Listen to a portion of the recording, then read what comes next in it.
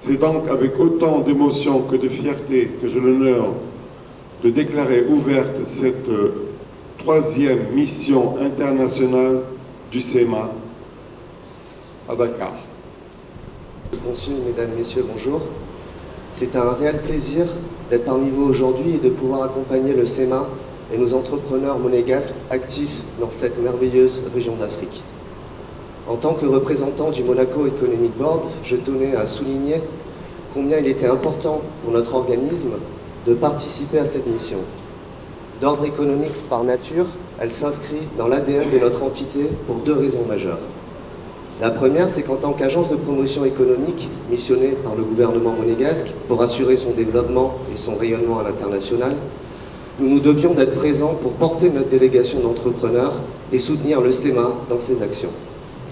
En effet, véritable bras opérationnel du gouvernement, le Monaco Economic Board a pour objectif d'accompagner le déploiement des entreprises monégasques en local, mais également à l'international, et de promouvoir la principauté afin de fédérer les potentiels investisseurs étrangers. Quelle plus belle occasion que cette mission pour accomplir ces charges.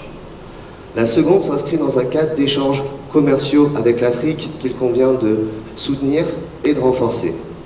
Comme vous le savez peut-être, l'Afrique reste un partenaire économique de choix pour la principauté, et le Sénégal un pays stratégique dans la quête d'opportunités en termes de commerce extérieur.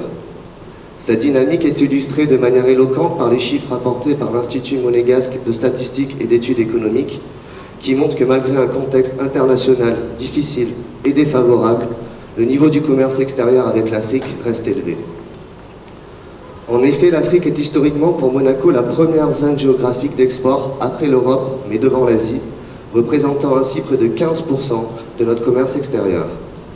Si l'on rentre dans le détail, l'Afrique noire francophone, mais surtout la zone économique Côte d'Ivoire, Gabon, Congo et Sénégal, forment le quartet économique le plus stratégique pour la principauté, se positionnant parmi le top des 20 premiers clients de Monaco et s'affirmant ainsi comme la première zone d'Afrique devant le Maghreb.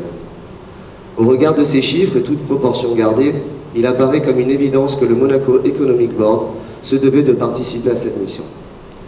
À cet effet, je tiens à exprimer mes vifs remerciements au SEMA pour l'organisation de cette mission et d'avoir choisi le Sénégal. Ce choix témoigne de la considération dont jouit cette région d'Afrique au sein de cette instance. Avant de conclure, en vous rappelant que je reste à votre disposition pour développer avec vous sur nos échanges et sur Monaco, j'aimerais vous présenter un film qui met en avant la dynamique économique et les attributs de notre belle principauté. Vous y découvrirez un pays dans lequel la sécurité des biens et des personnes est assurée.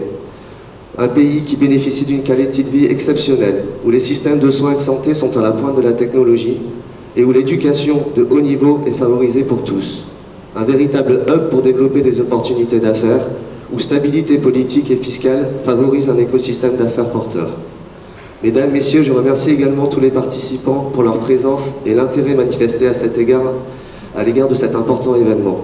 J'ai également une pensée pour Madame Husson, présidente du SEMA, qui n'a pu nous accompagner, mais sans qui tout cela n'aurait été possible.